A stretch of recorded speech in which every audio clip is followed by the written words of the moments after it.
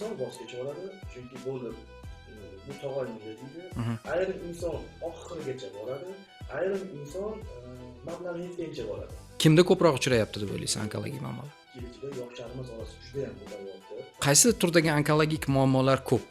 Kecha bir mijozini qo'ng'iroq qildi. Ayol kishi 20 yosh, turmush qurgan ekan. Yo'tal bo'lgan. Yo'tal o'tib ketmagan, doktor ko'rigiga borib skilini oldi. Yurak bilan o'tgan orasida onkologik kasallik aniqlandi. Metastazi bergandan keyin, shundan keyin ham murojaat qilganda rezultatlar bormi? Hindistonda davolanib kelganda, Hindistonga o'tib qaytarib olishganda 7 oy davomida kasal haydan yetishtirib, ko'zlari ko'rmay qolgandi, quloqlari eshitmay qolgandi, yurmasdi. Bosh miya o'simtasimi? Albatta, bosh miyadagi onkologik kasallik bo'yicha hozirgi paytda bosh miyada onkologik kasallikdan asar ham qolmagan. Ko'zlari ko'ryapti, quloqlari eshityapti, o'zlari yuribdi.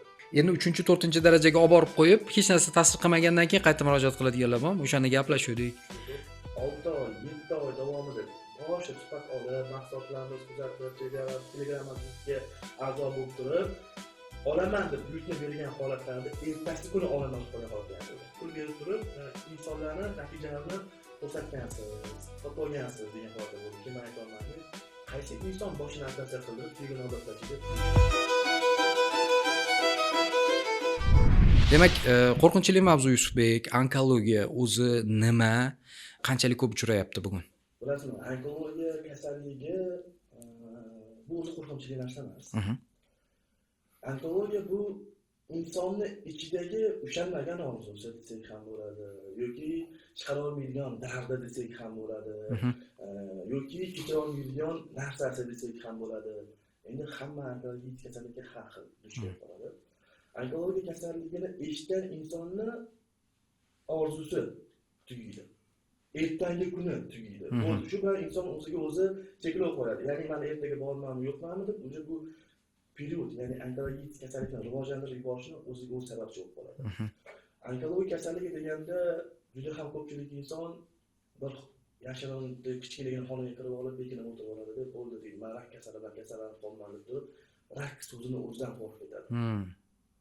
Agar ruhiy bosim, depressiya kuchli bo'ladi. U insonda tashqi muhitdan uzilish, yaqinlardan uzilish, agar u inson ko'proq shu narsada eshitdim, bo'ldi, to'xta, o'zim kelishim kerak, bo'ldi, men davolanishim kerak, nima qilaman?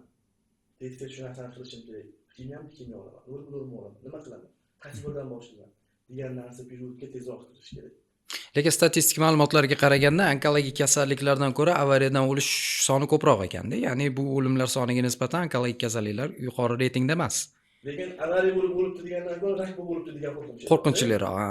O'shaning uchun ham bu narsada inson bu so'zdan juda ham qattiq qo'rqadi. Kecha bir insonni ko'rib qoldim. Ular ham juda ham mashhur insonlar. Rak kasali bilan kasallanib qolgan ekanlar. Aytayotdiki, juda ham ozib ketdim. Salkam 2-3 yil bu narsa bilan kurashishga dunyoga tushib qoldim. Juda ham qattiq siqildim doktorlar. Endi nima qilaman, nima qo'yaman? Adashdan yo'g'on ichaklardan bo'lgan ekanlar, ayol kishi. Ularni ham Instagramda ko'rib qoldim va ular aytdilarki, yo'q doktor. Hop, men ertaga o'lab qo'pol ketgan ekan, meni ertam yo'q ekan. Nimaga men hozir tiriyman? Men hozir o'tiribman, tiriyman, qo'lim ishlayapti, oyog'im ishlayapti. Men nimadir o'ylayapmanmi? Yo'q, men hali tugamanman. Men harakat qilishim kerak. Nima qilaman? Bo'ldi, shu bilan harakatga tushib ketdim. Hozir rak kasaldan asarab qolman doktor. Ya'ni ishga jo'nib ketdim deyapti. Ya'ni aytmoqchimanki, insonni o'ziga ham bog'liq ekan bu narsa. Ya'ni onkologik jarayonlar boshlanganda insonni o'limga yaqinlashtiradigan narsa bu chuqur tushkunlik. Ya'ni mag'zurlik. Depressiv holat. Endi shu o'rinda baribir bitta oila bo'lgandan keyin bizda o'zi bilan sotsial jamiyat, ya'ni oila nihoyatda muhim rol o'ynaydi. Yaqinlar, podeshkasi boshqa onkologik muammosi bor insonlarning yaqinlari o'zlarini qanaqa tutishadi? Hamma har xil. Chunki hozirgi paytda juda ham ko'p insonlar gaplashsam, ayrim inson voz kechaveradi, chunki bo'ldi, bu tog'oyinga deydi. Ayrim inson oxirigacha boradi, ayrim inson mablag' yetgancha boradi. Bu haqiqat, chunki o'zim ko'rib yotganligim uchun aytaman. Nimaga ayrim inson oxirigacha boradi? Chunki bor pulini berib, u insonni sog'ayishiga undan da ko'proq ishonadi. Ayrim inson nimaga pullar tugaguncha boradi deyapman. Lecheniya qiladi, o'zgarish bo'lmaydi. Bu to'xtayman deydi. Ular haqiqatan buni oxiri yo'q ekan. Tushunarli. Demak, yaqinlarning yordami muhim. juda ham katta. Siz nima deb o'ylaysiz? Mana yolg'iz kurashayotgan inson bilan yaqinlari bilan birga kurashayotgan insonning oldida farq bormi o'rtasida? Juda ham katta farq bor. U inson tezroq yengadi. Ha, yaqinlari bor inson. Albatta, chunki ayrim holatlarda onkologik kasallikdan kasallanib qolgan insonni turmush o'rtog'i javob bergan holatlarni ham ko'rdim. Farzandlari onammi, otammi yoshi katta-ku, ertasi bormi, yo'qmi bilmayman, nimaga men pul ishlataman degan holatlarni ko'rdim. Vaholanki hattoki shunaqangi holatlar bor, kimyo bor. Bu ham ukol sifatida olinadigan narsa bor. Bittasidan narxi 7000 dollar turadi. Uni har 3 oyda, 4 oyda olib turish kerak. O'sha narsani olish uchun uni oila a'zolar hatto uyini sotib yuborganda. Endi bu narsa u inson yaxshi ko'rganligi uchun. Chunki inson rak kasalidan kasallanib qolib, uni o'zi ishonish kamda. Uni oldi turib, ikkita shunday yonbosh, ikkita qo'ldan ko'tarib, inshaalloh sen sog'ayasan. Sen hali xudo xolasa zo'r bo'lib ketasan. Sen o'zing cho'ktirmagin, deb turib ayol paydash beradigan bo'lsa, u o'zidan ko'proq yana ham sog'ayishing kerak. O'zim uchun bo'lsa ham shu inson uchun harakat qilishim kerak degan narsa bo'ladi, baribir. Ruhiy ko'mak ya'ni. Albatta. Xo'p, bugungi kecha kunduzda O'zbekiston umuman mintaqada mana 5 yillik ish tajribaga ega ekanligingiz ko'rsatilgan va bu yerda bir mavzu tug'iladi. Onkologiya O'zbekiston mintaqasida, ya'ni hududimizda jins, yosh, irq, din tanlayaptimi yoki kimda ko'proq uchrayapti deb o'ylaysiz onkologik muammolar? Hozir to'g'ri aytish kerak, yaqin 2 yil ichida yoshlarimiz orasida juda ham ko'payyapti. Yoshlar orasida. Yoshlar orasida degan necha yoshgacha olyapsiz? Xo'p, men yoshlar orasida deganimda 4 yoshgacha, 5 yoshgacha bo'lgan insonlar. Bolalardan, bolalar ichida juda ham ko'payyapti. Oldin misol uchun aytaylik, bir yilda misol uchun har oyda bitta больницаga bitta ishga keladigan bo'lsa, hozir 10 ta, 8 ta salab kelishyapti. Chunki hozirgi paytda yoshlarimiz orasida juda ham ko'payib ketyapti. Bolalar orasida. Bolalar orasida onkologik kasallik juda ham ko'payapti. Nima deb o'ylaysiz buni sababi? Kasallik yosharib boryapti. Hamma narsa ta'sir. Yo, Yusufbek, mana qarang, siz mutaxassis sifatida ayting-da menga. U kasallik yosharib borayotgani ha, lekin nima unga turtki? Ekologiya. Muhit. Er-xotin orasidagi muammo, ayol kishi siqilishi hamma narsa sabab bo'lishi mumkin. Chunki bir onani homiladorlik jarayonida, rivojlanish jarayonida har bitta narsa bu narsa uchun ona uchun juda ham ahamiyatli, bola uchun ayniqsa. Питание. Albatta. Rol o'ynaydimi? Albatta rol o'ynaydi. Farzand uchun, tug'iladagi farzand uchun albatta rol o'ynaydi. Faqat u uchun, o'zimiz uchun ham, siz uchun, men uchun ham bu narsa bo'ladi. To'g'ri aytyapsiz, chunki oxirgi paytdagi statistika ma'lumot baribir biz ko'rsatuvga tayyorlanish paytida siz bilan suhbat bo'lishini bilganimizdan keyin baribir tayyorlanamiz, statistika ma'lumot ko'taramiz. Statistika ma'lumotlarga qaraganda buni biz gapirmaymiz, buni Jahon Sog'liqni saqlash tashkiloti aytayapti. Bolalar o'rtasidagi onkologik muammolar oxirgi 10 yilga nisbatan 2 barobarga ko'tarilgan. Va bu haqiqatda Yusufbek aytganlaridek o'sha stress, depressiv holatlar, oiladagi munosabatlar va hokazolar va e'tiborsizlik natijasida yuzaga kelayotgan holatlar hisoblanadi. Xo'p, qaysi turdagi onkologik muammolar ko'p? Suyakdagi onkologik kasalliklar ham juda ham ko'p uchraydi. Lekin to'g'ri aytaman, men o'zim tabobat olamida bo'lganligim uchun menda har turli onkologik kasalliklar ko'p keladi. Misol onkologiya doktorida ko'krak uchun alohida, bosh miya uchun alohida, har bittasi alohida bo'lsa, bizda umumiy keladi. Ya'ni menda umumiy keladi. Umumiy keladi. O'shaning uchun men sizga aynan menda ko'pi bu deya olmayman. Chunki menda hamma onkologik kasallik bo'yicha tabobatga murojaat qiladi. Albatta. Chunki tibbiyotda, masalan, teridagi onkologiya bo'yicha onkodermatologga murojaat qilishadi. O'pkadagi muammo bo'yicha onkopulmonologga murojaat qilishadi yoki bo'lmasa o'sha ko'krak bezidagi saraton masalasida onkomammologga murojaat qilishadi, lekin tabobatda hamma bir xil joyga murojaat qilaveradi va bu yerda alohida bo'linish yo'q.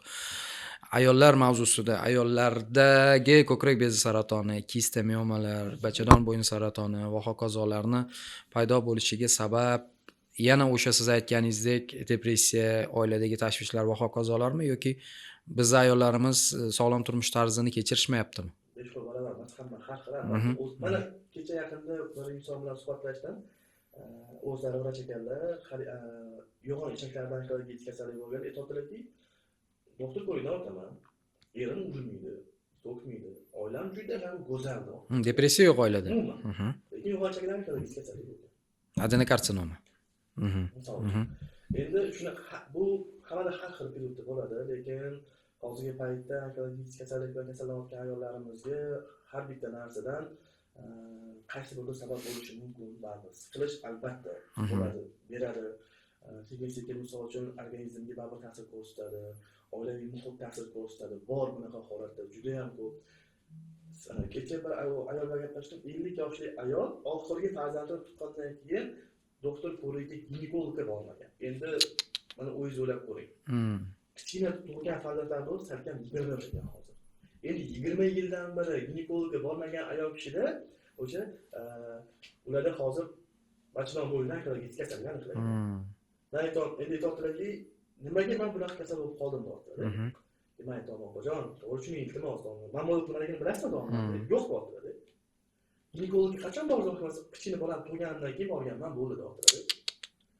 Chunki ayollarimiz mamol nimaligini bilmaydi. Bir xil ayollar bor, ginekologga bormagan, misol shu paytgacha. Ularda yillar davomida yig'ilib onkologik kasallikka aylangan bu kasallikni ular yaqinda bo'lib qoldi deb o'ylashadi.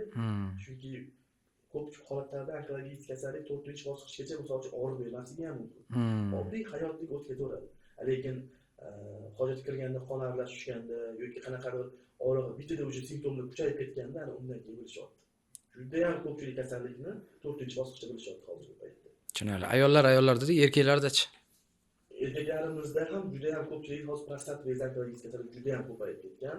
Malaparchi jinsiy hayot erkaklarimiz hozirgi paytda juda ham ko'payib ketgan. Buni ham bir simptomlar sabab olsak bo'ladi bemalol. Va albatta erkaklarimizda ko'pincha holatlarda ichki yutish degan narsa juda ham ko'p. Erkaklarimizda va erkaklarimiz urologga borishga uyalishadi. Bu haqiqat. Men nimaga urologga boraman deyshadi. Lekin urologga bormasa, misol uchun siz 6 yoshda emassiz, hozir 45 yoshda bo'lsangiz yoki 50 yoshda bo'lsangiz, men endi shu yoshimda ishtonni yechib ko'rsamanmi deyshadi. To'g'ri, shuning u ham misol uchun urolog ham misol uchun u insonni kutib o'tirmaydi-da, men shuni ketib boraman, shab boraman degan narsa yo'q. Bu sizning sog'lig'ingiz, sizning hayotingiz. Lekin ozgina perioddan keyin o'sha hojatga chiqish sekin kamayib, yoki misol uchun achish, tomchilash o'sha sekin o'tib ketaveradi. Qaysi belgilar bilan, mana hozir siz aytayotgan belgilardan tashqari yana qaysi belgilar onkologiya boshlanganligining belgisi hisoblanadi? Siydik aralash qon tushishi. Ayrim insonlarda o'sha kasallik xuddi misol uchun ko'krak saratonining tashqi turida ko'krakda kichkinagina xuddi o'g'riga o'xshagan, husnbuzarga o'xshagan narsa yara o'xshab qoladi. U narsaga e'tibor bermaydi. Jiravik deb o'ylashadi, boshqa deyshadi. Balki to'g'ri. Erkak kishilarda xuddi shunaqa narsa bor. Uylab ketganlarni ham ko'rganman-da. Be'e'tiborlik bu. Be'e'tiborlik, ya'ni erkak kishi o'ziga be'e'tiborligi. Bir xil holatlarda shunaqangi holatda bo'ladiki, erkak kishida qon aralashsa, men qizaloqlar yegandirman deydi. To'g'ri, men shunaqa bo'ladi. Ozginadan keyin bir oy davomida to'xtatdi-ki. Bir oydan keyin o'sha har kun o'tganda, bo'lsa o'sha prostata bezg'ot o'shanqalarga kelsa 4-bosqichga aniqlangan. Ungacha bormagan. Yo'q. Kecha bir mijozini qo'ng'iroq qildi. Ayol kishi 20 yosh, turmush qurmagan ekan. Yo'tal bo'lgan. Yo'tal o'tib ketmagan. Doktor ko'rigi bor, spirin oldida yurak bilan o'tgan orasida onkologik kasallik aniqlangan. Ya'ni ko'krak qafasi bo'shlig'idan ichida. Yo'q, hech qanaqa sabab yo'q. Misol uchun shu paytgacha kasal bo'lmagan odam, sog'lom yurgan odam. Birdaniga? Birinchi mana ilk davrida endi mana onkologik kasallikka shubha qo'yilganda har qanaqangi inson tushkunlikka tushadi. Albatta. To'g'rimi? Sizga qo'yilishi bilan murojaat qiladiganlar bormi yoki boyagi aytganimizdek kimyoterapiya, nur terapiyasi va hokazo terapiyalarni hammasidan o'tib keyin murojaat qilishadimi? Qanaqa holatda bizda? Holat bor. Bizga bilishi bilan aloqaga chiqqani bilan olmasining foydasi yo'q baribir. Aloqaga chiqib olmaydiganlar bor. Chiqib oladiganlar bor. Lecheniyani bo'ladigan bo'lsa, uni foydasi yo'q baribir. Ya'ni birinchi bosqichda qo'ng'iroq qilib onkologik kasallik bilan kasallandim. Bitsam bo'ladimi? Qabul o'ylab ko'raman deb turib, 4-bosqichdan keyin doktorlar javob bera olgandan keyin kelib oladigan. O'ylab ko'rishga vaqti bormi onkologiyada? Endi 4-bosqich o'tib ketdik, endi bo'ladi-da. Endi bo'ladi. Qadiyani itsa bo'ladi endi. Shunaqa holatda keladigan insonlar soni juda ham ko'p. To'g'ri aytaman.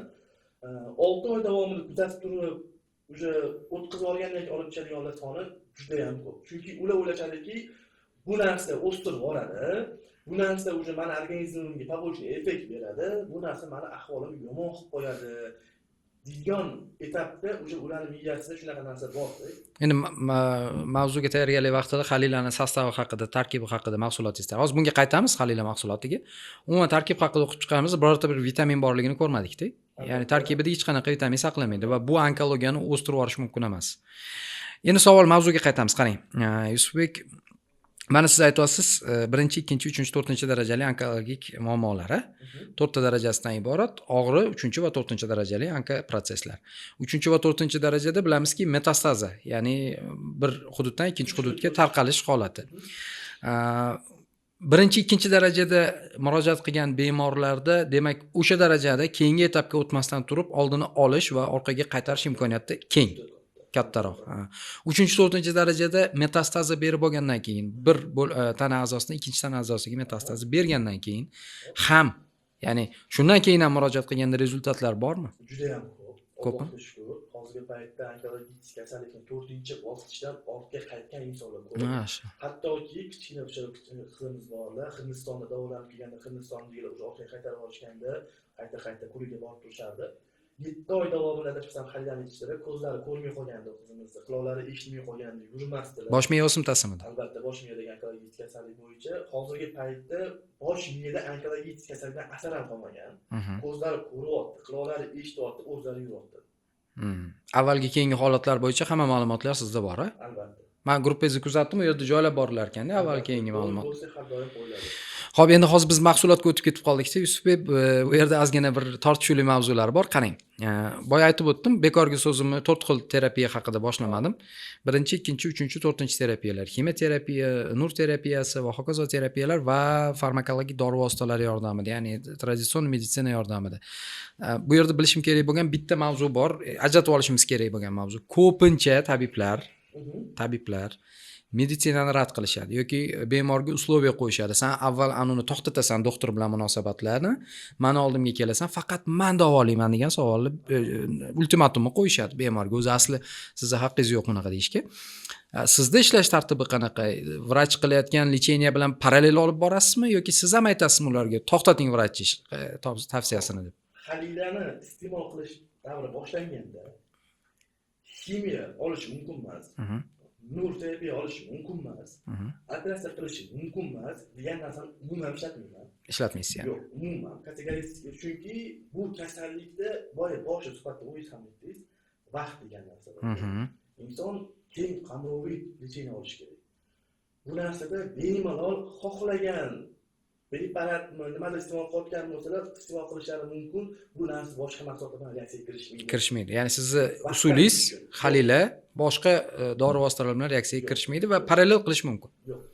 Ya'ni onkologiya aytmoqchisizki, onkologiyasi bor odam imkon bo'lib foyda berishi mumkin bo'lgan hamma sharoitni amalga oshirib ko'rish kerak. Unumli foydalanish kerak. Albatta. Chunki vaqt kam. Albatta, juda ham kam. Tushunarli. Endi qarang, boshida suhbat oldi kadr ortida biz gaplashdikki, immun terapiyaga kirar ekan bu. Albatta. Shu haqida ozgina tushuntiraylik, chunki hamma luch terapiya nimaligini biladi, target terapiyani biladi, kimyoterapiyani usullarini bilishadi, onkologiyasi bor yoki eshitgan bo'lishingiz mumkin qo'ni-qo'shningiz, tanish-bilishingizda kasali borlardan. Va bugun zamonaviy tibbiyotda allaqachon immun terapiya degan tushuncha kirib bo'ldi. Bu 70-yillarda chiqqan usul, Amerika Qo'shma Shtatlarida paydo bo'lgan usul, keyinchalik Fransiyada, Shvetsiyada tadqiqotlar o'tkazilgan va immun terapiya onkoprotsesslarni oldini olish va ularni davolashda ya'ni immunitetni o'sha onkologik hujayraga qarshi kurashadigan T limfositlarini kuchaytirib, onko-o'choqlarni yo'q qilishda ishtirok etadigan prosess ekanligini tushuntirib bera oldi fan. Va endi siz immun terapiyaga qanchalik da'voyingiz bor va halila immun terapiyani qaysi qismi hisoblanadi? Xuddi shunaqa narsada hozirgi paytda organizmdagi immun tizimini kuchaytirib bergani uchun ham ko'pchiliklarda bilsangiz kerak, eshitgan bo'lsangiz kerak, tabiiy narsa bo'lsa, bitta narsangiz nimaga 10 ta narsaga davo bo'ladi deysiz. Bitta mahsulotingiz qanaqa qilib 10-15 ta kasallikka tushuntirib olasiz deganda, men tushuntirib berishga harakat qilaman-da. Bitta mahsulot ichida 60 xil giyoh bor bo'lsa, 60 xil giyohning har bittasi insonning organizmi uchun o'zini ko'rsatib beradigan vazifalari bor. Ya'ni har bittasi o'zining yo'nalishi bor. Bu ham xuddi shunaqa immuniterapiya, ya'ni immunitetni ko'tarib berib turgan holatda onkologik kasalliklarni tezroq yengishga yordam beradi. Agar savol bo'lsa? Yo'q, men sizni eshitaman. Men hozir xayolimda bir narsa paydo bo'lyapti-da, Yusufbek, qarang. Bir ajoyib narsa bor-da. Bitta halilani qanaqa qilib 10 xil anka protsessga taklif qilyapsan deyishyapti. Men mutaxassis sifatida sizga bir narsani aytaman. Immunitet butun tanani nazorat qiladi. T limfositlar tanadagi har qanaqangi anka o'choq bilan kurashadi va yana bir narsa bor. Onkologik protses jigarda bo'ladimi, o'pkada bo'ladimi, ichakda bo'ladimi, suyakda bo'ladimi, bosh miyada bo'ladimi, u bir xil hujayraga ega bo'lgan, bir xil neyronga ega bo'lgan onko protses hisoblanadi. Ya'ni tanani qayerida bo'lishidan qat'iy nazar, onko protses bu onko protses. Yoki ko'pchilik inson so'rashadi, misol uchun hozir siz aytayotgan narsani tushuntirib berishga har doim harakat qilib tushuntirib bersam, misol uchun bosh miyadagi ham to'g'ri keladimi? Ichakka to'g'ri keladimi? Oshqozonga to'g'ri keladimi? Voy bu onkologik kasallik. Qayerda bo'lishidan qat'iy nazar bu o'zgarib qolmaydi, yo'lda boshqacha, yo'lda boshqacha bo'lmaydi deydigan narsani tushuntirishga harakat qilamiz. Lekin bitta shu joyda bir narsa ham borda, biz hozir kimyoterapiyaga misol uchun bu noto'g'ri tushunishmasin. Kimyoterapiyani gapirayotganimda ko'pchilik aytishadi, kimyoterapiya olaman, aytdim oling, joningiz sog' bo'lsin, bemalol olavering. Lekin siz kimyoterapiya bilan bu narsani ham sinmoqchi bo'ladi. Chunki kimyoterapiya olayotgan insonlarda xalida maqsad ichayotgan inson kimyoterapiya osonroq o'tadi. Ko'ngil ayishlarni kamaytiradi, organizmga bu immunitet ko'tarib beradi-ku. Ya'ni kimyoterapiyani osonroq o'tishini ta'minlab beradi. Ko'pchilik insonlar baribir bu narsaga qanaqadir etapda qanaqa tushuntirib bersam ekan, oxirgi daraja bo'lib qarashadimi yoki umidi tugagandan keyin yo'ldan ko'ra deb qarashadimi tushunmayman. Lekin men tushunmayman, nimaga aynan bunaqa? Tabiiy narsa bo'lganligi uchunmi? Lekin xo'p, baribir mana bizga hozir qiziqishlar yo'qsiz-ku. Nimaga shu narsani boshidan boshlamaysiz? Bu bilan muammo yo'q-da. Aniq aytaman, bunda muammo yo'q. Hozir olib boshdan olsa bo'ladi shu narsani. Shunaqa holatlar ham bo'ladimi? Mana misol uchun qachonlardir sizga murojaat qilgan, 1 yil, 2 yil oldin yoki mana 5 yillik ish tajribasiga egasiz, ancha oldin murojaat qilgan, qiziqish bildirgan, endi 3-4-darajaga olib borib qo'yib, hech narsa ta'sir qilmagandan keyin qayta murojaat qiladiganlar bormi? O'shanda gaplashuvdik. Bari esingizda qoladi-ku, bemor. Juda ko'p. Eng achinarli bir holat bor. 6 oy, 7 oy davomida boshqa suhbat olib, mahsulotlarimizni kuzatib, Telegramimizga a'zo bo'lib turib, olaman deb buyurtma bergan holatlarda ertasi kuni olaman deb qolgan holatlar ham bo'lgan. Va ularning yaqinlari doston olishadi, biz ming afsusdamiz, shu narsani o'z vaqtida olib bermaganimizga. Guruhga o'ziga yozishadi hattoki, iltimos, agar yaqinlaringiz uchun olib bermoqchi bo'lsangiz, olib beringlar. Biz afsuslanamiz, biz har kuni o'ylaymiz, nimaga olib bermadik? Biz sababchi bo'lib qoldik. Shu narsani olib berganimizda ozgina bo'lsa ham umid bo'larmidi degan narsalar aytishadi.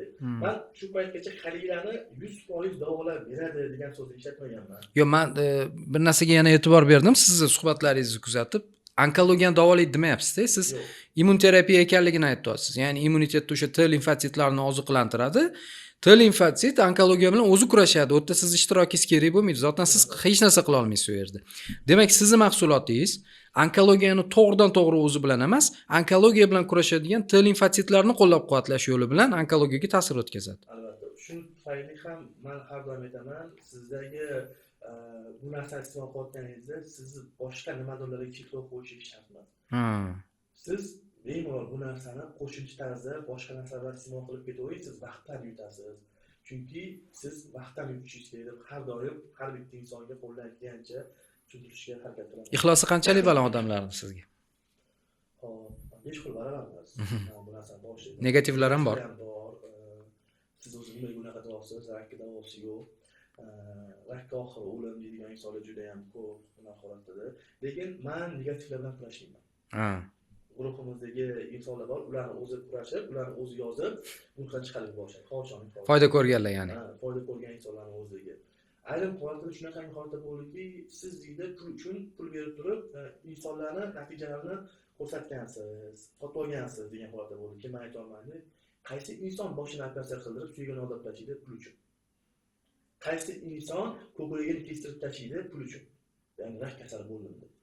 Qaysi ayol kishi sochini kalga olib tashlaydi, men rak kasali bo'ldim. Shunaqa millionermisiz odamlarni sotib oladigan darajada?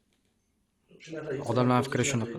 Insonlarning ko'zi shunaqa ekan. Lekin Allohga shukr, biz erishayotgan natijalarni asoschisi deb turgan Alloh Albatta. hech qaysi insongaki dardiga shifo beryaptiki, shu insonlar bizni duo qilyaptiki, Alhamdulillah, albatta. duolari sababchi bo'lyapti. Qolgan insonlar natija olishligini ham shuning uchun har doim qo'limdan kelgan aytaman, Alloh shifosini olib qo'ymagan. Biz bu narsani ochiqdan ochiq aytaman, qo'mondan aka shifo beradi yo'qmi bilmaymiz. Albatta. Siz boshida sanab o'tgan 4 ta litseyni ham qaysi biri natija beradi hech kim bilmaydi. Operatsiya qildirgandan keyin 15 kundan keyin o'tib ketgan insonlar borda. Yo'q emas, menga chiqib gaplashadi. Yoki misol uchun kimyoterapiya 10 ming dollar, 7 ming dollar olgandan keyin ta'sir qilmaganlar ham borda. Keling bir to'xtalib o'tamiz. Mana qarang. Men ilmim boricha aytaman, anka sohada va siz uni tasdiqlaysiz yoki rad etasiz, maylimi? Xirurgik jarayon, ya'ni anka o'choqni xirurgik yo'l bilan yo'q qilish jarayoni. Jarrohlik amaliyotini o'tkazdingiz, lekin anka hujayralar aynan faqat o'sha lokal hududda bo'lmasligi mumkin, boshqa hududda bo'lishi mumkin. Operatsiyadan keyin immun balans tushadi, T limfositlar pasayganning hisobiga anka o'choq boshqa yerdan assalomu alaykum deb chiqib kelishi mumkin. Qo'shilasizmi? Qo'shilaman, 100%. Kimyoterapiya traditsion usullardan bittasi. Azaldan davolab kelinayotgan usul, qilib kelinayotgan usul.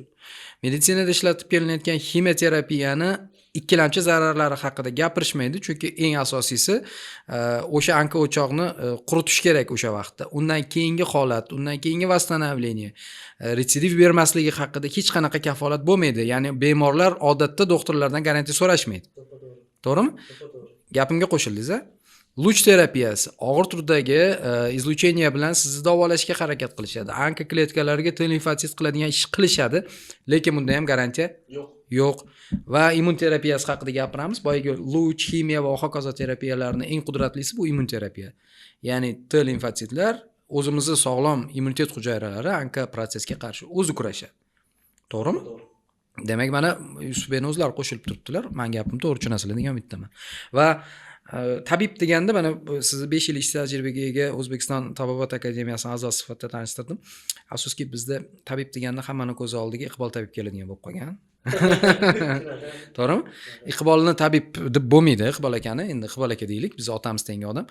Iqbol akani tabib deb bo'lmaydi, bu inson bir sharlatan inson. Biz bu narsani gapirishda hech qachon nima qilmaymiz. Rejamizda hali bor bu haqida alohida ko'rsatuv qilish. Va bu usul tabiblarga xos bo'lmagan usul. Ya'ni haqiqiy tabib hech qachon silab qo'yib davolamaydi. Tabibning qo'lida vositasi bo'ladi. Vosita esa sizda halila mahsulot. Shunaqami? To'g'ri. Bizda qo'limizdagi bor tayyor o'sha iste'mol qilish mumkin bo'lgan narsani ko'rsatamiz. Lekin men misol uchun kimni qanaqa davolash bo'yicha men o'zimni yo'nalishim bo'lgani uchun men aralashmayman. Boshqa insonlarni prosesiga, ular uchun, chunki menga bu inson haqida ham boshqa tabiblar haqida ham juda ham ko'p gapirishadi va do'ypo'silargacha bor deyman-da ham. Lekin men bu narsani olib chiqmayman, chunki men xohlamayman. Menga deyapti, men blog deyman, degan. Yo'q, endi bizda mana bunaqa narsa. Biz tibbiy podkast bo'lgani uchun biz hamma sohani gapirishga majburmiz. Biz ochiq gapiramiz. Biz hech kimdan qo'rqmaymiz va ochiq gapiramiz. Gapirib qolsam hayron qolmanglar. Kechirasizlar, biz hali ham o'sha haqida gapiryapmiz va bu haqda yana katta ko'rsatuvlar qilamiz va bundan hech qachon orqaga qaytmaymiz. Sababi ikki xil davolash usuli bor. Tibbiy va o'sha tabobat usuli yordamida, meditsina va tabobat usullari yordamida va buni har qanaqangi vrach, o'zi hech qaysi vrach menimcha onkolog ham hattoki tabiiy usullarni rad etmasa kerak normalniy onkolog. To'g'rimi? Tabiiy usullarni. Rad qilishadimi? Yo'q. Siz hozir misol Iqbol haqida gapirdingiz. Ularni ko'rgan shunaqamanda, ishonasizmi? Ha. Ular ko'rishadi. Kim u deyishadi. To'g'ri, men misol uchun diplomim yo'q. Misol uchun men oliy ma'lumotli emasman. Alloh xohlasa inshaalloh nasib qilsa bo'larmiz, xudo xohlasa. Hozir protsessda-ku o'qishingiz hali. Inshaalloh xudo xohlasa nasib qilsa bo'larmiz, xudo xohlasa. Agar Alloh qadrimizga yetgan bo'lsa, omon-eson bitirib olsak agar. Lekin bir narsa tushunish kerak, misol uchun biz ham bu yo'nalishga o'zimizdan o'zimiz kirib qolmaganmiz. Ko'p joylarda bu narsani aytmaganman. O'zimning yaqin insonimning ham onkologik kasalligi bor-da. Biz doktorga borganimizda bosh miyani ocha olmaymiz, og'iz bo'shlig'ining ichidan kiramiz. O'simtani olish uchun deyishgan. Lekin bo'yindan pastga ishlamasligi mumkin. Biz javob bera olmaymiz bu narsaga deyishganda, keyin lecheniya jarayonida sududiga bo'lib bosh miyaga suv yig'ilib qoldi. Ya'ni lecheniya sabziga yaxshi ta'sir qildi. Aks ta'sir qildi. Biz keyin xalilani iste'mol qilishni boshladik. Xalila mahsulotini iste'mol qilishni boshladik. Sudurga tugadi. Bosh miyadagi o'simliklar o'sishdan to'xtab kichkinalashib quridi. Undan tashqari suzirga yo'q qoldi. Hozirgi paytda 5 yildan beri na kimyo, na nur, na operativ hech narsa qilganimiz yo'q. Mani ancha muncha insonlar yoshim juda kichkina. Men bu narsani tan olaman. Lekin qo'ldan kelgancha hozirgi paytda yuzlab insonlarda ozgina bo'lsa, men misol uchun minglab, millionlab deya olmayman. Yuzlab, misol uchun 50 ta deylik, nechta inson bo'lsa ham, men insonlarni sanamaganman. Natija olishgan insonlar bor-da, Allohga shukr. Manman shu narsani sabab qo'yganligi uchun va to'g'ri yo'nalishga gapimni yetirganligi uchun xolos. Psixoemotsional jihatiga qanaqa e'tibor berasizlar? Juda ham katta. Bemorlar bilan ishlashda. Albatta bu narsa juda ham katta ahamiyatga ega, chunki har tomonlama meditsinada ham bu narsa juda ham katta ahamiyatga ega. Har bitta narsa hozirgi paytda hattoki bitta oddiy misol restoranga kirsak ham bu narsa ahamiyatga juda ham katta. Muomalani. Sizga agar misol uchun kimdir joyiga muomala qilmasam menyuni og'zingizga otsa, siz o'sha yerda bu narsa yeysizmi? Albatta, dahshat bo'ladi. Siz meni xarakterimni juda yaxshi bilasiz. Bu narsani ichish uchun onajonim, otajonim, mana shu narsani ichishingiz kerak. Siz farzandingiz uchun kelaksiz deyilmasa, bu inson ichmaydi bu narsani. Ayyo, mayli, u sotuvgacha bo'lgan davri tushundim. Sotuvdan keyin, yo'q, men qarang. Sotuvgacha bo'lgan davri tushundim. Birinchi xaridgacha bo'lgan paytda, ya'ni tavsiyani tushunib turibman. Endi Yusufbek sotuv emas, sotuv. Asli. Ya'ni xaridgacha bo'lgan davrdagi prosess. Mahsulotni oldi bemor, protseschi, davolanish prosessida ham nazorat bor. Chunki u prosessni o'zida bu inson bu narsani ichmaydi. Farzand olgandan keyin ota injiqlik qiladi, ona injiqlik. Tashab qo'yishadi demoqchisiz. O'sha periodda har 3 kunda aloqaga chiqiladi. Har 3 kunda men SMS jo'nataman. Yaxshimisiz, suzurmisiz, ichyapsizmi, sog'lig'ingiz yaxshimi, befarq bo'lmang, iltimos iching degan period bu sog'ayguncha bo'ladigan period jarayoni degan narsa. Ya'ni mahsulotni oldi, bo'ldi, ketadigan narsa yo'q. Endi ko'p mana O'zbekistonda mana biofaol qo'shimchalarga umuman jumladan tabiiy vositalarga ishonch pasayganiga sabab O'zbekiston bozorida oxirgi 5 yilda nihoyatda ko'p biofaol qo'shimchalar kirdi. To'g'rimi? Juda ham ko'p. Biz suyakni o'stirish haqida ham ma'lumotlarga egamiz, suyak o'stiradigan badlar haqida ham, to'g'rimi? Uni yashirish kerak emas, bilamiz hamma narsani. Va bugun nima uchun o'shalarning ichida ta'sir qiladigan yaxshi moddalar ham, yaxshi yomonlik shunaqa.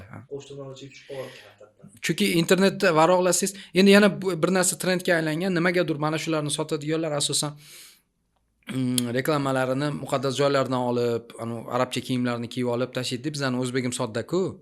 Mana yaqinda biz o'zimiz teri kasalliklari bo'yicha ishlaymiz, ya'ni faoliyatimizni bilasiz. Bir mahsulotni reklama qilishyapti. Prям Kabani oldidan turib reklama tashyapti, lekin keyin uni surishtirsak, bemor aytayapti. Menga mahsulot sotgan, telefon nomerini o'chirib olgan, hech kim aloqaga chiqmaydi. Men shuning uchun so'radim boshidan, qanaqa tartibda ishlaysizlar, oxirgacha ushlab berasizlarmi bemorni psixoemotsional holatini degan ma'noda. Shu savolingizga aniq yechimim bor. Bir haftada 2 marta qo'ldan kelgancha promoy grafika asosida harakat qilaman. O'sha promoy o'zida ham har bitta ijodkor mijozlarimiz savoliga javob bemalol ola oladi. Bu narsa muammo yo'q. Lekin hozir kabi deganingizda Alloh o'zimga ta'sir qildi bu narsa, lekin men bu yoqda qo'ldan kelgancha duo qilish harakat qildik. Mana hozir men ham ketgan savol bo'lgan narsa, men haqimda shunaqa gumon borib qolishgan. Yo'q, men o'zim ham, siz meni ham kuzatasiz-ku. Men o'zim borganimda, mana yo'q, meni ham gruppamning kuzatuvchilari bor. Mana Dermalife teri sog'lomlashtirish markazida. Biz bemorlar haqqiga duo qilamiz, lekin biz qo'limizga mahsulotni olib reklama qilmaymiz-ku. Muqaddas joyda. O'ylagandir balki bu o'zicha borib mahsulotlarni qilish uchun shunaqa joyga borib o'tib ketdi degan. Yo'q, bu meni ham boshimdan, yo'q. Men aytmoqchi bo'layotganim o'sha ta'sir qilmaydigan mahsulotlarni olib borib Kaban oldida reklama qildirib ta'sir qiladi deyishyapti-da. Afsuski, shunaqa narsa bor-da. Siz bilan men borganimda sizni kuzatdim. Men borganimda ham balki kuzatgandirsiz. Biz asosan bemorlarning haqqiga duo qilamiz, chunki duo o'tadigan joylarda turibmiz. Ikkalasi boshqa narsa. Yusufbek menimcha meni noto'g'ri tushundilar. Xo'p, endi biroz mahsulot haqida to'xtalamiz. Bu yerda menda spiska turibdi. Bitta to'xtalaman va siz bu haqida ma'lumot berasiz. Biroz maylimi? Chunki Xalilaning to'liq kompleksi. Albatta. Xalila 60+. Xo'p, Xalila 60+, agar oila a'zosi deydigan bo'lsak, oila a'zosiga misol tushuntirib beraylik. Chunki ko'pchilik Xalila degani bitta narsani tushunishadi. Yo'q, Xalilada salkam 9 xilga yaqin mahsulotlarimiz bor. Ularning asosiy 6 xilini biz kompleksda beramiz. Qolgan 2tasi u insonning sog'lig'idan kelib chiqqan holatda qo'shib beramiz. U mas va gidamajun. Bu alohida mahsulot, boshqa mahsulot. Halila 60+ insonlarning organizmidagi onkologik kasalliklarni aynan bloklash va to'xtatish uchun hisoblanadi. Aynan o'sha T limfositlarni qo'llab-quvvatlaydi. U birinchi navbatda iste'mol qilinishi shart bo'lgan mahsulot hisoblanadi. Ya'ni otasi deylik. Eng zaruri. U otasi. Xo'p, keyingisi Halila geni. Xo'p, geni mahsuloti onasidek desak ham bo'ladi. U narsani asosan juda ham immunitetni ko'tarib berishga yaxshi yordam beradi. Bosh miyadagi onkologik kasalliklar uchun, bosh miyadagi suvlarni so'ldirish uchun, hattoki yurakdagi klapanlar yurakdagi o'sha qon tomirlarini yaxshi aylantirib berib, insulin infarkt oldini olish uchun yaxshi yordam bergan mahsulot. Keyingisi yara majuni. Yara majunimiz esa asosan onkologik kasalliklardagi yaralarni, yirik bo'lgan yaralarni, ichki, tashqi yaralarni oldini olish uchun juda ham yaxshi yordam. Ichiladigan majun, bu ham? U hammasi majun. Majun, hammasi majun. Hammasi majun. Lekin sirop ham bor ekan mana, Halila sirop. Bu mahsulotimiz albatta bor.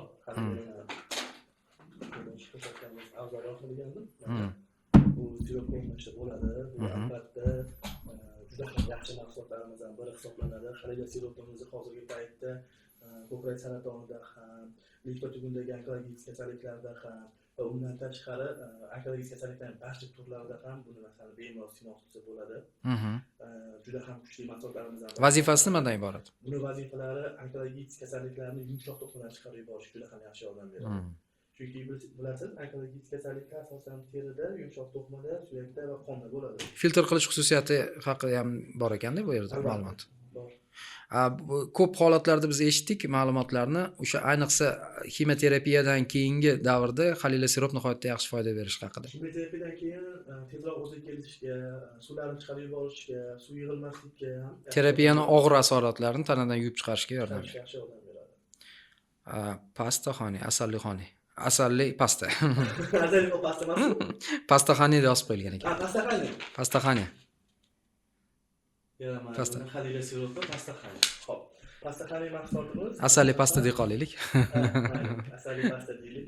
Asosan mana bu mahsulotimiz hisoblanadi. Bu mahsulotimiz ayollarimizdagi va erkaklarimiz uchun hisoblanadi. Ko'pchilik erkaklarimiz bu ayollar uchun ekanini ko'proq tushunib qolishgan. Shu narsani hozir urg'u berib o'taman. Ayollardagi mastopatiya, fibrozli mastopatiya, kista, miyoma, ko'krakdagi onkologik kasalliklar uchun, undan tashqari bachadondagi onkologik kasalliklar uchun, prostata bezidagi onkologik kasalliklar uchun, erkak va ayollardagi asosan kasalliklar uchun tezroq bloklashga yaxshi yordam beradigan mahsulot hisoblanadi. Metastaza xavfini kamaytiradi degan qo'shimcha bor ekan. Bor. Unda u har bittasida o'zi bor bunaqa holatlari, lekin asosan u azaliy holga tegishli bo'lgan holatda. Bu narsada ko'pchilik holatlarda tushuncha borki, menda bu kasallik yo'q-ku. Ya'ni, aytaylik, menda oshqozonimda nimaga men buni ichishim kerak degan narsa bor. Pastaxoniyada. Kompleks nimaga olishim kerak deganda shu narsani urg'u berib ketdik. Tushuntirib berayotganimda, buni to'lasi. Bu boya gaplashganimizdek metastaza berib yubormaslik uchun u organizmda agar muammoingiz bor bo'lsa, oldini olib, o'sha joyda onkologik kasallik bo'lmasligi uchun bu narsani ham ichishingiz kerak. Ya'ni kompleks tarzda degan sabab uchun biz uni 6 xil tariqasida tayyorlab kompleks tarzda qilib qo'yganmiz. Tushunarli. Keyingisi azorik pastasi. O'sha azariqo. Mana bu azariqo pastasi. Hozirgi paytda azariqo pastasi onkologik kasalliklarni metastaza berib yubormasligi uchun, og'riqlarni qoldirish uchun, organizmdagi onkologik kasalliklar, suyakdagi onkologik kasalliklarni oldini olish uchun juda ham yaxshi yordam beradi. Og'riqlarni ayniqsa og'riq juda ham kuchli bo'lgan insonlarning og'riqlarini juda ham zo'r qoldirib berishadi. Bu narsani обязательно iste'mol qilish. Hattoki morfinda o'tirgan bemorlar ham bor, ularning ichida va ularga ham yordam beryapti degan ma'lumot bor bizning qo'limizda, to'g'rimi? Bizga ham yaxshi yordam beryapti, Allohga shukr. Morfin O'zbekiston hududida ishlatilishi mumkin bo'lgan eng kuchli og'riq qoldiruvchi vosita. Morfindan keyingi etap yo'q. Ya'ni morfin eng oxirgisi. Va shunda azorik pastasi holatni yengillashtirishga yordam beryapti. Tabiiy yo'l bilan. Tabiiy yo'l bilan, ya'ni. Buqoq pastasi. Buqoq. Buqoq pastasi asosan ko'pincha holatlarda buqoq bezini totirash ketmasligi uchun, to'kinlik buqoq paydo bo'lmasligi uchun, buqoqdagi onkologik kasalliklardagi insonlarning tomoq yo'lini kengaytirish uchun, mikroblarni o'ldirish uchun, og'iz bo'shlig'idagi mikroblarni tozalash uchun, yilinglarni chiqarib yuborish uchun juda ham yaxshi yordam beradi va ayollardagi gormonal narusheniyani oldini olib berishga juda ham yaxshi yordam beradi. Bu o'zi kompleksimizda yo'q mahsulot, lekin bu narsani qo'shimcha tarzda taklif qilamiz. Albatta shunaqa muammosi bor insonlarga. Endokrin sistemasida. Albatta.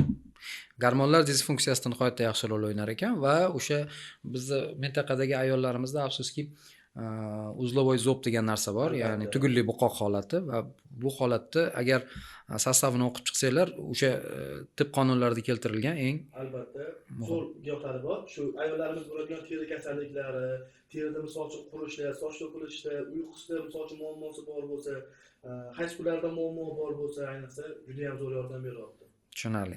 Miya majuni. Miya majuni boya to'xtalib o'tganimdek, miya majuni asosan bosh miyadagi onkologik kasalliklar uchun, bosh miyadagi o'sha o'simtalarni o'sishdan to'xtatish uchun, so'ritirish uchun, suvlarni oldini olish uchun, sudirgini oldini olish uchun, chunki bosh miyada sudirgi juda ham ko'p bo'ladi va bosh miyadagi o'sha onkologik kasalliklar ko'zning qolishi, quloq yaxshi eshitmay qolishi, qo'l oyoq misol uchun ishlik muzlab qolishi, ishdan chiqish kabi holatlarda shu mahsulot ayniqsa juda ham ko'p yaxshi yordam beradi. Va nihoyat mas. Xalidani mazi ham bor albatta. Bu tashqi onkologik kasalliklardagi yiringlarni chiqarib yuborish uchun, yarani kichiklashtirish uchun va yarani o'sha terini o'sha yopilib ketishi uchun juda ham yaxshi yordam beradi. Tashqi tomonlama ta'sir qiladi albatta. Teri regeneratsiyasi uchun mazni demak foydasi katta ekan. Buni kuyish yoki bo'lmasam kuchli boshdan kechirilgan operativ muolajalar, misol uchun jarrohlik amaliyotlaridan keyin ham terini tiklash uchun ishlatish mumkinmi? Xo'p, bu holatlarda mumkin, lekin men ko'p misollar hali bermaganman, to'g'risini aytaman. Bu narsani onkologik kasalliklar bo'yicha ayniqsa hozir rasmlari yo'q. Xonanda olib ketibdi, bor edi, o'zi olib kelsam bo'lar ekan, bu narsani ko'rsatadim. Inshaalloh keyingi ko'rsatuvda turadi, albatta chaqirib inshaalloh ko'rsatamiz. Inshaalloh. Bu teridagi ayniqsa onkologik kasalliklarni qattiq qotib qolgan ko'krakdagi onkologik kasallik bezlarini yumshatib to'ldirib uchun yaxshi yordam beradi asosan. Lekin kuyish holatlarida yolg'on gapirmayman. Ya'ni ishlatmaysiz. Yo'q. Ya'ni boshqa kompaniyalarga o'xshab o'limdan boshqa hamma narsani davolaydi. Tushunarli. Endi bu yerda qarang, majun degan so'z aylanyapti-da. Majun nima o'zi? Xo'p, majun deganda bu bizlar asalni olaylik. Asal bilan giyohlarni aralashma holatida bo'ladi. O'sha uchun biz majun. Ya'ni ma'nosi majun. Hozirgi paytda ko'p holatlarda aytishadiki, bular o'ylashadigan xalilani ya'ni giyohni o'zi ekstrakt deb o'ylashar ekan. Yoki o'zi ko'rinishi qanaqa degan shu tushuncha bo'lmaganligi uchun hozir ochib ko'rsatganimizdan ma'zurroqmi degan umidda agar ko'rilsa sal chiqaramiz. Bitta qoshiqcha bersin. Ko'rsataylik, bitta qoshiqcha bersin. Ma'lum, Yusuf? Ma'lum. O'zingiz ko'rsatsangiz bo'ladi. Qaranglar. Qattiq o'rtacha holatda, quyuq holatda. Qarang, 60 ga yaqin giyohning ekstrakti shu yerda. Yo'q. Bunda 60 oshiq, unda emas. 60 plus. Azaliqo pasta qo'yiladi. Ha, bu azaliqo ekan, ha. Bu azaliqo pastasi. Boya aytayotgandek og'riqlarni qoldirishga yaxshi yordam beradigan metastazdan qaytaradi va bu albatta aytib o'tishim kerak, azaliqo pastasi 18 yoshdan yuqori bo'lgan insonlar uchun. Chunki bu o'simtani o'sishdan to'xtatish xususiyatiga ega bo'lganligi uchun 18 yoshdan yuqori bo'lgan insonlar uchun. Ha. Azaliqo pastasi. Tushunarli. O'zida ham yozib qo'yilgan 18 yoshdan yuqori bo'lgan inson. Bu yerda e'tibor bersa, endi hozir menga yetkazib studiyamizga qoshiq olib kelib berishadimi yo'q bilmayman. Lekin e'tibor bilan qaraladigan bo'lsa, bu yerda majunni haqiqatda asalli konsistensiyaga egaligini ko'rishimiz mumkin va bu asalga qo'shilgan bir necha turdagi giyohlarni ekstraktlari, to'g'rimi? Va shu joyda bir narsa aytib o'tishim kerak. Bu ko'pchilik insonlar aytishadiki, rak kasalligi uchun shirin mumkin emas bu. Nega? Shunaqa narsa bor ekan. Odamlardagi gapmi? Yo'q, unaqa narsa yo'q. Va sahrli diabet kasalligi bilan kasallangan insonlarda rak hujayralari paydo bo'lib qolsa, ularga ham mumkin emas bu. Chunki bu shirin diabet oshiradi. Yo'q. Unaqa narsa yo'q. Siz buni butunlay qo'shilib yeysiz. Nahotdagina kortaliga ichasiz xolos. Bu sizni sahringizni oshirib yubormaydi. Aksincha, qondagi qand miqdori yuqori bo'lgan insonlarni qand miqdorini kamaytirishga juda ham yaxshi yordam beradi. Mana bu yerda tarkib haqida ham mana imенно endi azorik pasta qo'limga tushganligi uchun shuni tarkibi haqida ham aytib o'tamiz. Qarang. Azorik mevasi yozilgan ekan. Azoriqo mevasi, to'g'rimi? Sariq xalila, qora xalila, balila, qalampir munchoq, muskat yong'og'i, dolchin, fenxil urug'i. Mana bitta ya'ni majunni tarkibidagi demak qo'shimchalar va buni ko'rinishini hozir mana agar kadr yaxshi olsa biz ko'rsatamiz, kichikroq qoshiq bo'lishi kerak ekan. Faqat o'zi maxsus qoshiq olasizlar bunga. O'zini kichkinagina o'zini qoshiqchalari o'zi etiladi. Mhm. Ularga mijozlarimiz qoshiqda olinar ekan mana shuncha miqdorda. To'g'rimi? Bu dozami? shunaqa. Qoshiq uchida dozasiz. Dozasi albatta. Azariqonning dozasi. Azariqon pastamizda dozasi hisoblanadi. Hamma har xil. Agar aytaylik, cherepnoy davleniyasi yo'q insonlar bo'lsa, ularga misol uchun dozalar tushuntirib beradi. Agar og'riq juda ham kuchli bo'lsa, o'zi buni bir mahal ichiladi. Agar og'riq kuchli bo'lsa, 2 mahal ichiraman. Lekin ichsam maylimi? albatta bemalol. O'rtoqlar. Qanchalik tabiiyligini faqat iste'mol qilib ko'rgandan keyin bilasizlar. Sababi haqiqatda tabiiy. Adashmasam, siz Halila 60 plusdan foydalanganman. Menda ham biroz o'sha immun tizim bilan bog'liq muammo yuzaga kelgan. Yuqori nafas yo'llaridagi o'zingiz ham bilardingiz, kuchli yo'tal va hokazolardan aziyat chekar edim. O'shanda Yusufbek endi eski tanish bo'lganimiz uchun menga Halila 60 plus o'zidan alohida tayyorlatib berganlar. Endi alohida emas, o'sha alohida idishga solib berganlar. Idishga solib berganlar va bir kunda 2 mahal ertalab kechqurun ichganman men. O'sha qoshiqni ichida noxatday olib ichilgan. Va natijasi o'laroq Yusufbekni o'zlarini oldilarida holatim yaxshilanish boshlangan. Mana avvalgi holatimni ko'rganlar juda ham yaxshi biladi, qanaqa holatda bo'lganman va hozir qanaqa holatda ekanligimni ham ko'rib turibsizlar. Anaqada to'g'risini aytaman tomonimga. Siz va meni tanigan insonlar ham sizni ko'rganda ham umidsizlik tushib qolishgandi haqiqatdan. Chunki bu narsani nimaga aytyapman? Shifo Allohdan-da. Albatta. Hech kim bilmaydi nima bo'lishini ertaga. To'g'risimi? Chunki Allohga yoqqan tanaffus bor ekanki, uydagilar qilgan duolari sabab shunaqangi darajada sizda Alloh shukr to'xtaymasin. Alhamdulillah. Umringiz uzoq bo'lsin. Va biz yashirishga harakat qildik, lekin baribir bu samimiy fikrlar bo'la ochilib ketish tayin edi, chunki efir paytida. Sababi men ham aynan Halila 60 plus mahsulotdan foydalanganman. Yuqori nafas yo'llaridagi, o'pkadagi muammolar tufayli aziyat chekib, hattoki vesim mana shu holatimda 2 barobar tushib ketgan edi. Aynan Halilani pastasi yordamida men kuniga 2 mahal. Boshqa o'zi umuman tabiiy narsalarga menda biroz o'zingiz bilasiz qarshiligi bor edi. Boshida eslasangiz skeptik qarar edim. Yo'q, mayli hammaga tavsiya qilsangiz ham qo'ying Yusufbek deganman, lekin Yusufbek majbur qilganlar meni ichishga. Olasiz, ichasiz deb, ya'ni to'g'ri ma'noda, ijobiy tomonga. Va biz alhamdulillah boya aytib o'tganingizdek hamma chorani baravar qo'lladik va alhamdulillah Allohning izni bilan mana hozir ijobiy tomonga alhamdulillah o'zgarganmiz. Salomat bo'ling. Va mana shu boshidan o'tkazgan inson sifatida ham men buni jonli o'ziz deb qabul qilsanglar ham bo'ladi va biz bu holatdan chiqqanmiz Yusufbek bilan birgalikda. Va shu kecha kunduzda qanaqa rejalaringiz bor kelajak uchun? Kompleksga. Kelajak uchun inshaalloh yangi mahsulotlar, Xudo xolasa tez kunlarda Xudo xolasa qo'shilib qoladi va albatta Halila mahsulotini keyingi mahsulotlar chiqyapti Xudo xolasa, qandli diabet kasalliklari uchun yangi mahsulot chiqaryapmiz Xudo xolasa. U ham majun.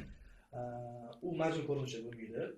U kapsula, sirop va damlama holatda turadi. 3 xil ko'rinishda bo'ladi. Sababi tezroq organizmda yengilliklar bo'lishi uchun va tezroq natijalar ko'rsatib beradi. U qand miqdorini kontrol qilishga yordam beradi organizm. Diabet kasalliklar kasallangan bemorlar uchun tez kunda juda ham yaxshi mahsulot chiqaramiz Xudo xolasa. Ajoyib. Yana qanaqa rejalaringiz bor? Rejalar hozir juda ham ko'p. Eng muhim katta rejalarimizdan biri shu tezroq Xudo xolasa onkologik kasalliklarni sonini kamaytirish. Yaqinda Xudo xolasa bir yangi proyekt boshladim. Xudo xolasa Halila mahsulotlarini aynan ayol kishilar uchun 10 ta ayol kishini tanlab olib, kasalligi ko'p bo'lgan ayol kishilarga Halila mahsulotini hadya qilib berdim. Iste'mol qilib, ularni do'iy posisini Xudo xolasa xalqqa taqdim qilmoqchiman. Исследование ketyapti, ya'ni ko'proq natija bo'lishi, uni bir yaxshi ginekolog bilan birgalikda qilamiz, Xudo xolasa. Sababi vrach tomonidan ham ko'rishsin degan maqsadda. Ya'ni bu mahsulotni hali eshitmagan insonlar soni juda ham ko'p deb albatta. Insonlarga yetib borsa degan maqsadda albatta. Tushunarli. Va tibbiyot sohasida hozir kunduzda ya'ni tabiblikdan tashqari tibbiyot sohasida o'qiyapsiz. O'zi menimcha non qolmaydi bizga. Tez orada hurmatli tabiblar, vrachlar, diqqatliroq bo'linglar. Yusufbek katta hujum bilan kirib kelyaptilar. Omadingiz bersin, juda ham xursandmiz. O'qishlaringizda muvaffaqiyat tilaymiz albatta. Tez orada Xudo xolasa 5 yillik tajribaga ega bo'lgan tabib endi meditsina sohasida ham baribir o'ziga yarasha ilmiy ishlar qilishiga to'g'ri keladi. Bilmaganligim uchun hali qo'limdan unga diplom olmaganligim uchun yetmayapman. Yetmayaptilar, lekin men aytaveraman, menga farqi yo'q. Men gapirishim kerak bu narsani. Va biz juda ham xursandmiz, sababi bizni izlanuvchan insonlarni hurmat qilamiz, sababi bitta sohada qotib qolishdan yomoni yo'q. Bizda komfort zona degan gapimiz bor va bu komfort zona odamni rivojlantirmaydi, faqat orqaga olib ketadi. Va ruhiy jihatdan ham Yusufbek bilan gaplashgan inson, mana hozir 1,5 soatdan beri deyarli gaplashib o'tiribmiz. Mazza qilasiz. Bir necha doktorlar bilan gaplashasiz. Birpasda charchab qolasiz, lekin Yusufbek bilan soatlab gaplashishingiz mumkin va klientlar. Yo, rahmat. Salomat bo'ling. Va agar Yusufbekni aynan mana shu Halila kompleks mahsulotlaridan foydalanib lecheniya qilayotgan bo'lsanglar, umid qilamizki tez orada sizlarda ham ijobiy o'zgarishlar bo'ladi. Zotan yillar davomida ishlatib kelayotgan bemorlar, bular haqida biz o'z ko'zimiz bilan ko'rganmiz, quloqimiz bilan eshitganmiz va umid qilamizki bundan keyin ham ijobiy natijaga erishasizlar. Bu yerda faqat mahsulot sotish yoki mahsulotni targ'iboti yo'q, bu yerda rezultatlar bo'lganligi uchun va kimda agar mana shunaqa qo'rqmasdan Yusufbekdagi ochiqchasiga chiqib, mahsulotini qo'yib faktlar asosida gapirib beradigan, qo'rqmaydigan odam bo'lsa, marhamat, studiyamizning eshigi ochiq, sizlarni albatta taklif qilamiz va birinchi taklif o'laroq Yusufbek bizning taklifimizni qabul qildilar. Yusufbek, sizga kattakon rahmat. Sizga rahmat. Ko'rsatuvimiz bir an'anasi bor. Bir ikkita shaxsiy savollarga o'taman. Mayli. Biroz boyagi qizishdan keyin yana ham qizishroq bo'ladi. Tabibni, tibbiyot xodimini dushmani bormi? Albatta. Tabibni o'zi. O'zi? Ya'ni o'zingiz dushmaningiz o'zingizsiz. Albatta, chunki ishlamaslik, bee'tiborlik, hamma narsaga aybli inson o'zidan qidirish kerak. Men o'zimdan qidiraman, o'zimni dushmanim o'zimda bo'laman. Tushunarli. Ya'ni insonlar bilan gaplashmasligim, qochishim, bemor ko'rmasligim, bemorni eshitmasligim, hammasiga o'zim ustimda ishlamasligim, tashqaridan dushman qilib qilaman, o'zimga o'zim dushmanman. O'zingiz kritika qilyapsiz, bilasizmi? Ochiqchasi kritika qilyapsiz. Endi bu bor narsa, chunki harakat qilish kerak. Shuning uchun ham siz boya yashirgan narsamni olib chiqdingiz. Qo'ldan kelgancha ko'proq harakat qilishga, iloji boricha to'xtamaslikka, o'zimni bo'lgan qiziqishlarimni ko'paytirishga harakat qilaman. Bu ochiq oydin narsa. Chunki har bitta narsaga aybdor insonni o'zidan qidirish kerak deb o'ylayman men. To'g'risi, bu meni shaxsiy fikrim. Chunki men agar kimgadir o'zidan o'zi men yoqmaydigan tomonim bor, misol uchun deb o'ylayman. Men dollar emasman, hammaga bir xil yo'q. Shunaqa, men shunaqa dollar emasman, hammaga bir xil yo'qishim uchun. Tushunarli. Keyingi savol, qarang. Shunaqa inson hayotingizda shunaqa voqea bo'lganmi? Ya'ni siz yomon ko'rgansiz, u ham sizni yomon ko'rgan, dushmanchilik bo'lgan orada. Lekin aynan saraton kasalligi tufayli sizga murojaat qilib, ko'zingizni chirt yumib davolash protsessi bo'lganmi yoki bo'lmasam yo bu paytlar bu menga yomonlik qilgan, qo'y, aralashmay qilmadi. Yo'q. Dushmaningiz, ya'ni qisqa qilib aytaman, hozir gapingiz bo'lmaydi, esingizdan chiqmasin. Dushmaningizni ham davolayverasizmi bu mahsulot yordamida? Iloyim, dushmanim ham bu kasallikdan kasal. Onkologiya bilan ha, albatta. Yo'q. Meni avvalambor dushmanim bor-yo'qmi men bilmayman. Men hali kattalar emas, kimdir mushuni pish qilishga yomon ko'raman, kerak emas menga narsa. Lekin ishoninglar, hech kim onkologiya bilan og'rimas. Yo'q. Agar men erkak kishi yig'laganini ko'rganman dedi, bunda yo'q, bo'lmasin. Dushmaniga ham ravo ko'rmayman-ku, bu kasallanish, to'g'risi. Oxirgi savolim, o'zi umuman bu sohani tanlaganingizdan afsuslanganmisiz, afsuslanmaganmisiz? Men bir necha yillardan beri siz ishlaysiz-da bu sohada ichida. Men sizni taniganman. Afsuslangan paytlarim ham bo'lgan, lekin afsuslanganimdan ko'ra shukur etgan paytlarim ko'proq bo'lgan. Shu sohaga kiribmanki, shu insonlar duosini olib, ana Alloh baytiga necha marta bordim. Shu insonlarning duosini olib, siz bilan o'tirib suhbatlashyapman, to'g'risi. Lekin ayrim holatlarda bo'lgan shuki, nimaga qaysi tomonlama bo'lgan? Bizda endi insonning dardini ko'proq eshitamiz-da. Shularni ko'ramiz, eshitamiz, o'tirib suhbatlashaman, o'shalarni ozgina bir xil holat emotsiyasiga kirib qolaman-da. Ularni o'ylab, ozgina siqilib, shu tomonlama misol uchun bekor kirdimmikan deyman, balkim ko'rmasdim. Aynan onko bemorlarni, ularni anaqasi bosadi, bosimi, to'g'ri? Albatta, chunki ko'rmasmidim ularni, balkim bilmasmidim degan narsa bo'ladi, lekin aytaman, yo'q, shukur, shu inson sog'ayishiga sababchi bo'lyapman. Yo'q, shukur deyman.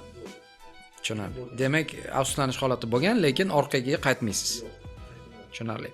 Va bizni ko'rsatuvimiz an'anasiga ko'ra biz har bitta kelgan bizni mehmonimizga tibbiy podkast loyihasidan o'zini xonasini bir chekkasidan joy olish uchun albatta esdalik sovg'asi beramiz.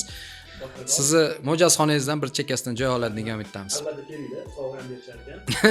Rahmat kattakon. Salomat bo'ling va tibbiy podkast loyihasiga tashrif buyurganingiz uchun sizga alohida katta tashakkur. Biz yangi etapga chiqyapmiz. Endi bu yog'iga hamma turdagi tibbiyot sohasi mutaxassislari bilan gaplashamiz. O'zini fikri, o'zini mahsuloti, o'zini lecheniya usullari bo'ladigan bo'lsa, marhamat kelinglar, gaplashamiz, suhbatlashamiz.